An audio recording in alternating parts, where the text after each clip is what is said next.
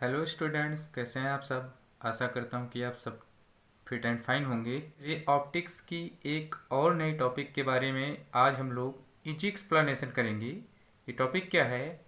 Mirror formula for convex mirror. मतलब उत्तल दर्पण के लिए जो फार्मूला है 1/f=1/v+1/u, इसी का आज हम लोग इजी एक्सप्लेनेशन करेंगे, इसी को प्रूव करेंगे। उत्तल दर्पण के लिए दर्पण सूत्र ये आज हम लोग पढ़ेंगे। तो इसका जो डायग्राम है ये ऑलरेडी मैंने पहले यहाँ पे बनाकर रखा हुआ है। तो ये डायग्राम क्या है, इसको आप इजीली समझ लीजिए। ये देखिए, ये हमारा मिरर है M1 M2 और इसके सामने एक ऑब्जेक्ट AB है। यहाँ से दो लाइट रेज जब चलती हैं तो यहाँ से ये रिफ्लेक्ट हो जाती है, ओके। और दूसरी वाली भी यहाँ से टकराकर इसी वे में रिफ्लेक्ट हो जाती है। क्योंकि ये हमारा कैसा मिरर है? कॉन्वेक्स मिरर है। तो कॉन्वेक्स मिरर में आपको इमेज इधर तो मिलेगा नहीं, बैक साइड में मिलेगा। तो ये तो हमारा कहाँ से, सेंटर ऑफ कर्वेचर से होकर जा रहा है, इसलिए यहाँ पे डैश डैश की लाइनें हैं। तो यहाँ पे दूसरी लाइन जो यहाँ से ऐसे रिफ्लेक्ट हुई थी, इसको बैकवर्ड एक्सटेंड किया तो ये दोनों लाइनें इस वाले पॉइंट पे एक दूसरे को कट कर रही हैं। यहीं पे आपका इमेज मिल जाएगा A डैश B डैश। और जिस पॉइंट पे प्रिंसिपल एक्सिस को ये वाली रे कट करती है वो वाला पॉइंट हो जाएगा क्या? फोकस। और यहाँ पे हमने क्या किया है कि एक और पॉइंट लिया है यम। यम से एक परपेंडिकुलर ड्रॉ किया है प्रिंसिपल एक्सिस पर MN। MN क्या है? परपेंडिकुलर है। जिस तरह से आप पिछले वीडियो में कनकेव मिरर के लिए देखे थे, सारी चीज़ें वही हैं, बस मिरर आपका चेंज है, ये कॉन्वेक्स मिरर है। तो आई होप ये सभी आपको क्लियर हो गया होगा। इसमें क्या है कि जो चीज़ें आपको लिखनी होती हैं, जो यहाँ पे आपने बनाया है वही आपको लिखना होता है। इन शॉर्ट, थोड़े में बहुत छोटा सा लिख दीजिए। जैसे चित्रानुसार ये क्या है? उत्तल दर्पण है M1 M2, जिसके सामने एक वस्तु AB रखी हुई है, जिसका आभासी सीधा और वस्तु से छोटा प्रतिबिंब आपको A डैश B डैश दर्पण के दूसरी ओर प्राप्त होता है। यमन क्या है? मुख्य अक्ष पर लंब है। और चित्र से AP इज इक्वल टू, देखिए साइन कन्वेंशन का यूज यहाँ पे करना है। मैंने पहले ही विद साइन सारी डिस्टेंस को लिख दिया है। AP इज इक्वल टू क्या? -u। A dash P is equal to कितना है? V है। PF इज इक्वल टू कितना है? F है। तथा PC इज इक्वल टू कितना है? R। मतलब PC इज इक्वल टू क्या है? यही आपकी रेडियस ऑफ कर्वेचर है। और यही क्या होती है? 2F। पिछले वीडियोस में हमने इसके बारे में डिस्कस किया है।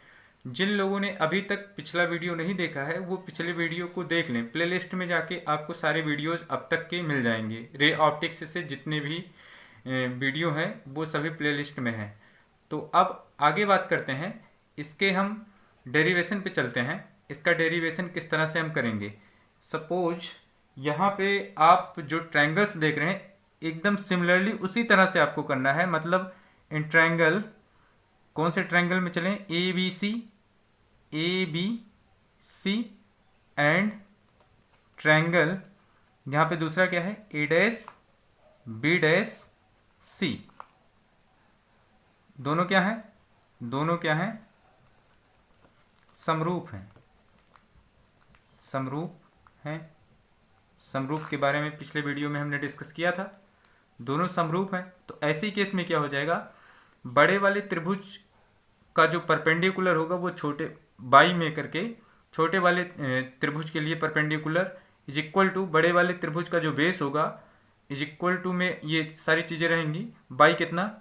A dash B dash. चलिए वो चीज़ हम यहाँ पे लिखते हैं। मतलब क्या हो जाएगा? AB by A dash B dash is equal to AC by कितना? छोटे वाले त्रिभुज में ये A डैश C। मतलब हम किस त्रिभुज की बात कर रहे हैं? शायद यहाँ पे लिखने के बाद आप यहाँ डायग्राम में देख पा रहे होंगे AB। थोड़ा सा डायग्राम हम और ऊपर कर देते हैं, आप इसको ध्यान से देख लीजिए। ABC यहाँ पे है ये ट्रायंगल बड़ा वाला, और दूसरा क्या है? A dash B dash C।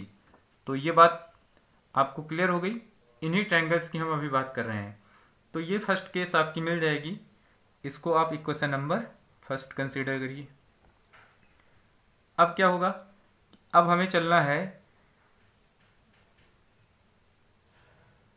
त्रिभुज, कौन से त्रिभुज से, M N F, M N F तथा त्रिभुज। अब यहाँ पे एक छोटा ट्रायंगल और आपको दिखाई पड़ रहा है, ए डैश बी डैश एफ, ए डैश बी डैश एफ से। अब यहाँ से भी वही केस आपको मिलेगी, क्योंकि थेल्स थ्योरम यही है कि अगर दो ट्रायंगल्स क्या हैं, समरूप हैं, मतलब दो त्रिभुज क्या हैं, समरूप हैं, सिमिलर हैं, तो उनकी जितनी भी साइडें होती हैं वो क्या होती हैं, एक सेम रेशियो में होती हैं, मतलब समानुपातिक होती हैं, मतलब उनकी भुजाएं आपस में क्या होती हैं, बराबर होती हैं, मतलब समानुपातिक होती हैं। ठीक है ना, ये 9th क्लास में एक थ्योरम है।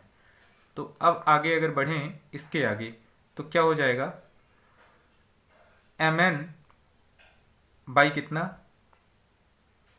ए dash B dash is equal to, आपको क्या मिलेगा, हम इस ट्रायंगल की बात कर रहे थे, एन एफ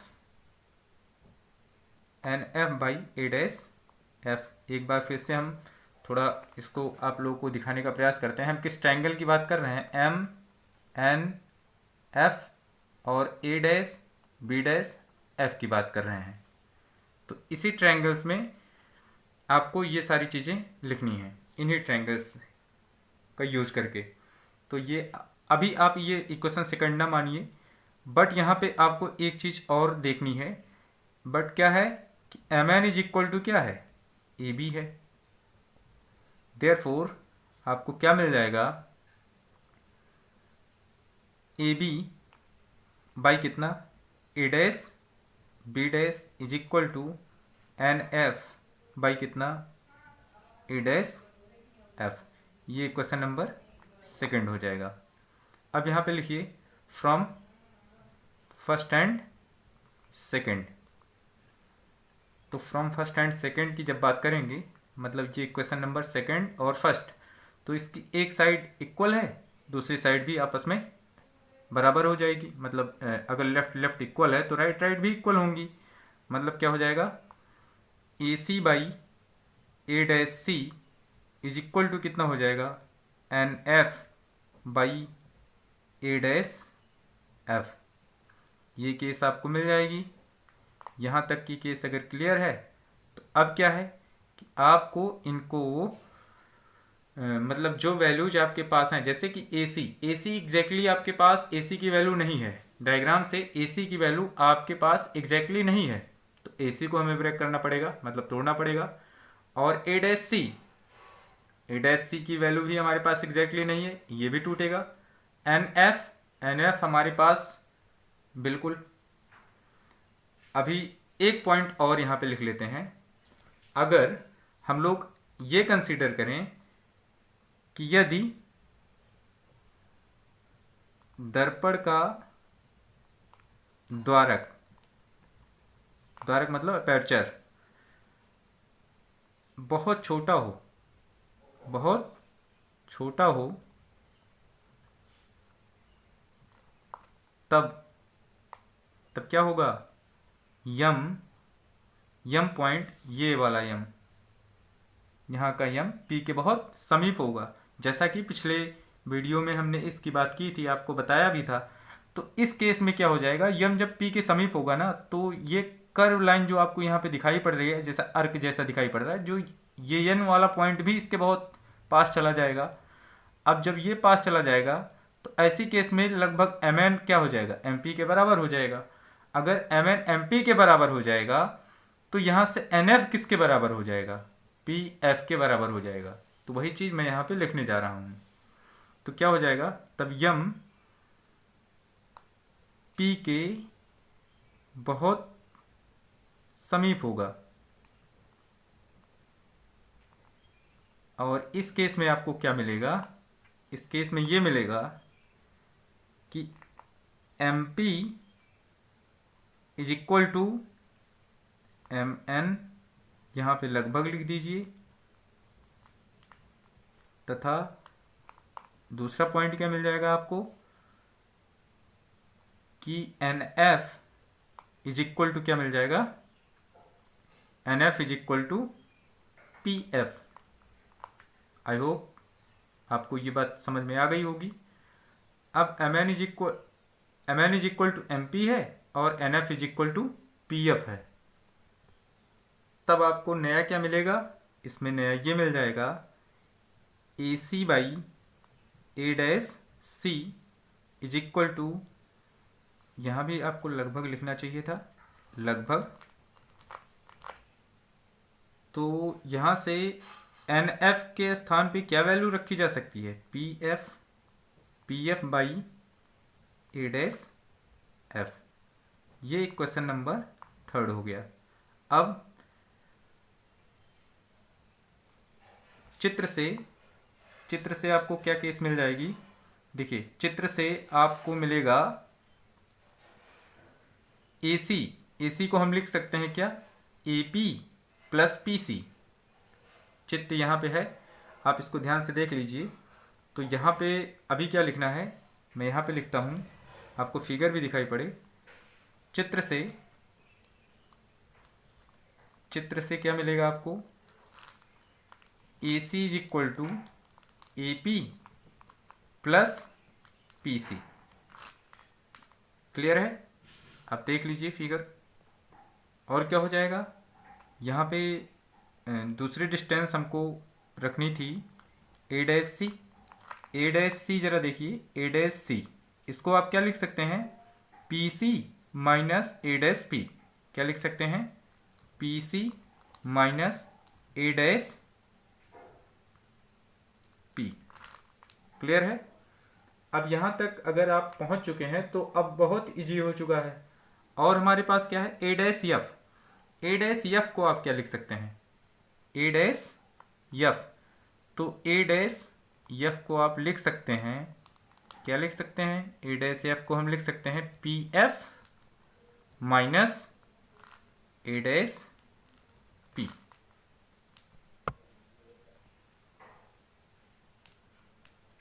उपरोक्त का मान समीकरण 3 में रखने पर, अब जब 3 में रखेंगे तो ये हो जाएगा AP plus PC। Third equation यहाँ पे है, ए डैश सी के स्थान पे वैल्यू हो जाएगी PC minus A dash P is equal to PF by कितना, PF minus A dash P। अब क्या करना है आपको, इसको UVF के टर्म्स में सारी वैल्यूज पुट कर देनी है। अब यहाँ से एक बार आप फिर से देख लीजिए, AP का मान कितना है, माइनस U मैंने लिख रखा है। PC का मान कितना है, PC is equal to R मतलब 2F यहाँ पे मैंने लिखा है। और क्या है कि यहाँ से ए डैश P की वैल्यू कितनी है, V है, यहाँ पे लिखा है। और PF की वैल्यू कितनी है, F है। तो वही वैल्यूज यहाँ पे आप पुट कर दी जाएंगी। तो AP के स्थान पे वैल्यू कितनी हो जाएगी, माइनस U। PC का मान कितना है, प्लस 2F बाई कितना, PC की value again 2F minus A dash P यहाँ पे है। और ये किसकी डिस्टेंस है, इमेज की, तो यहाँ पे हो जाएगा V इज इक्वल टू कितना, PF की वैल्यू कितनी है, PF आपको दिखाई पड़ रहा होगा, ये है PF यहाँ पे, ये देखिए PF है। तो PF मतलब क्या है, फोकल लेंथ है। तो PF यहाँ पे कितना हो जाएगा, F। अगेन PF की वैल्यू कितनी है, F। ए डैश P की वैल्यू अभी यहाँ पे है कितना, V। तो आई होप यहाँ तक की बातें आपको एकदम से समझ में आ गई होंगी। अब इनका क्रॉस मल्टीप्लाई हो जाएगा, तो क्रॉस इसको हम 2F माइनस U भी लिख सकते हैं। तो हम लिख सकते हैं इसको 2F माइनस U इंटू में कितना हो जाएगा, F माइनस V और इज इक्वल टू कितना हो जाएगा एफ, और ये हो जाएगा 2f माइनस वी। यहाँ से जब आप प्रोडक्ट करेंगे तो ये हो जाएगा 2f स्क्वायर और फिर इसका minus 2fv is equal to कितना 2f square minus fv। Clear है? देखिए 2f स्क्वायर से, अच्छा u का भी यहाँ पे मल्टीप्लाई नहीं किया गया तो u का भी कर लेते हैं, यहीं पे हम लिख देते हैं, ये हो जाएगा माइनस uf और प्लस कितना हो जाएगा uv। ये इसी टर्म में है, मतलब इसके बाद आप लिखिएगा ये टर्म, ये टर्म, फिर ये टर्म, फिर ये टर्म, फिर इक्वल टू। अब इसके आगे तो कितना हो जाएगा? अब ये देखिए 2f स्क्वायर से 2f स्क्वायर कैंसिल हो जाएगा, माइनस 2fv इधर है, एक fv इधर है, तो ये क्या हो जाएगा? कैंसिल होगा। तो यहाँ पे आपको बचेगा कितना? यहाँ पे बचेगा माइनस fv और यहाँ पे कितना बचेगा? Minus uf plus uv is equal to 0। अभी आपको क्या करना है, ये सारी चीज़ उठा के उधर कर दीजिए जो जो माइनस में टर्म है। तो ये हो जाएगा uv इज इक्वल टू कितना? fv minus uf। ये इक्वेशन नंबर आप बना लीजिए 4। अब यहाँ पे लिख दीजिए समीकरण 4 में uvf से भाग देने पर अभी जब आप डिवाइड करेंगे तो कितना हो जाएगा? यहाँ पे मैं लिखता हूँ, ये हो जाएगा आपका, यहाँ पे देख लीजिए, ये हो जाएगा uv बाई uvf, ये प्लस होगा यहाँ पे क्योंकि दोनों टर्म्स निगेटिव था तो पॉजिटिव ही होगा, इज इक्वल टू कितना हो जाएगा? fv बाई कितना? uvf प्लस uf बाई कितना? uvf। अभी क्या हो जाएगा?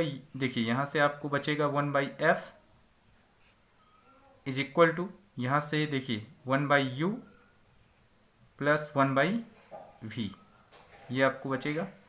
तो यही आपका मिरर फार्मूला हो जाएगा। आगे पीछे टर्म्स से मतलब नहीं होता है, मतलब इसको आप ऐसे भी लिख सकते हैं 1 by F is equal to 1 by V plus 1 by U. आप वीडियो के जो नोट्स हैं वहाँ पे आप स्क्रीनशॉट ले लिया करिए, इसके बाद आप उस चीज़ को नोट कर लिया करिए अपने फेयर में। देखिए मैं एक बार फिर से वीडियो के अंत में ये आपको पूरा दिखा देता हूँ। ये है, आप इतने का स्क्रीनशॉट लें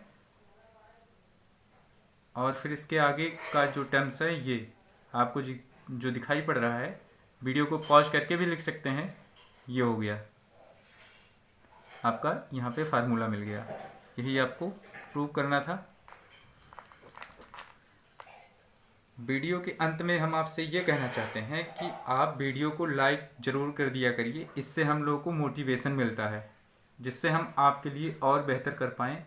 और आपको अगर कोई समस्या रहे तो आप हमें ज़रूर कमेंट करके बताइए, हम उस प्रॉब्लम को दूर करने का 100% ये वीडियो आप प्रयास कैसा लगा आप हमें कमेंट के थ्रू या लाइक करके ज़रूर बताइएगा।